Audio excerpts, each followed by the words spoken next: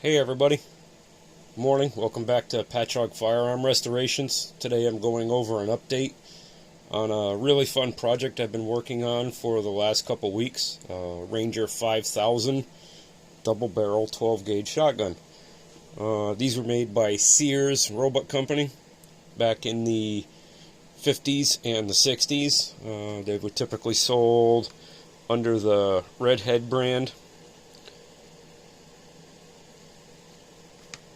So this was a fun project because of so many different facets that I had to encounter while doing this.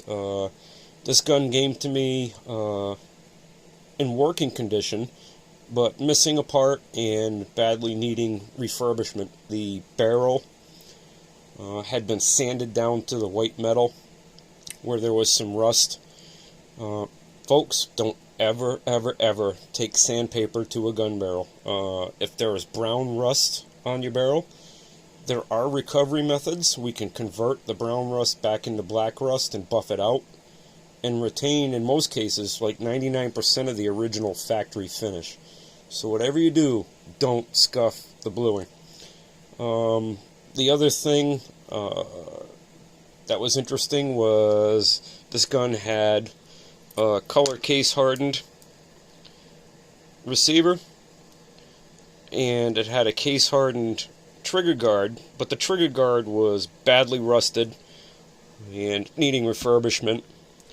The wood, all the furniture, had been also scuffed with what looked like a greenie pad. It was very faded, and a lot of the checkering was dull and lifeless and needed to get recut. The borders on the checkering in a couple of the places were almost non-existent. A few of the things I did to this gun, the first thing I did was just completely strip it and check out all the parts. Make sure everything was in good condition, and it was. First thing I tackled was the furniture.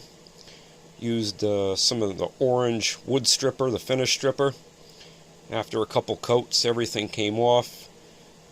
Proceeded to start recheckering all of the borders and making all the diamonds repop on the patterns here. I don't know how good you can see the diamonds. They came out pretty good. I have since invested in some better checkering tools. Hopefully in the future I won't have to bear down so hard to get the diamonds recut and the borders redone. But I'm pretty happy with the way this came out. So far I've put 4 coats of True Oil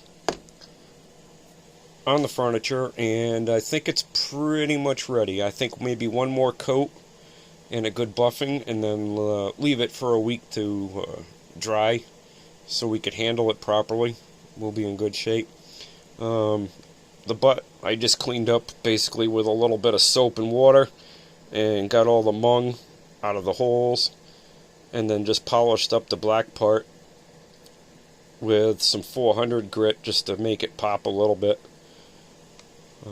So the trigger guard itself, I actually had to take that all the way back down to white metal, polish it to like 600 grit, and then I wasn't really happy with the way it looked because it was just bare white steel and it just stuck out too much. So took it out in the garage, we wiped it down with some acetone, got it super clean and hung it up, and then I took my map torch to it and I heated up the metal in the front, the middle, and the end, and that produced some colors to it.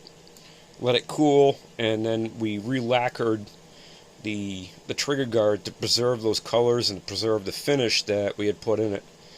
The forward latch assembly for the forend was just pretty much dirty and lifeless. Took some lacquer remover and took the old lacquer off, which took a lot of the dirt and junk off of it. There was some surface rust on the underside here.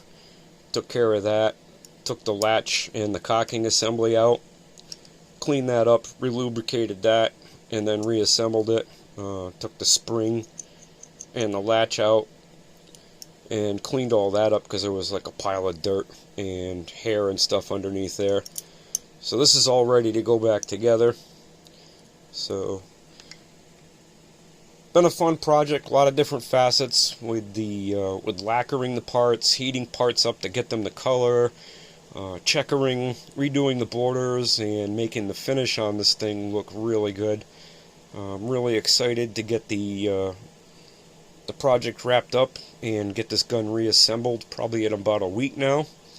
And once I do that, I'll make sure to show this off to everybody so we can see the final product. That's all I got for you guys today. Don't forget to like and subscribe to this channel if you want to see more updates on the Ranger 5000 and some of the upcoming projects we have, like an old 1930s Parkhurst double barrel 16 gauge shotgun. It's in pretty sad condition. And let me see if I could just rotate the camera a little bit and we could see this, some of the parts over here in the background.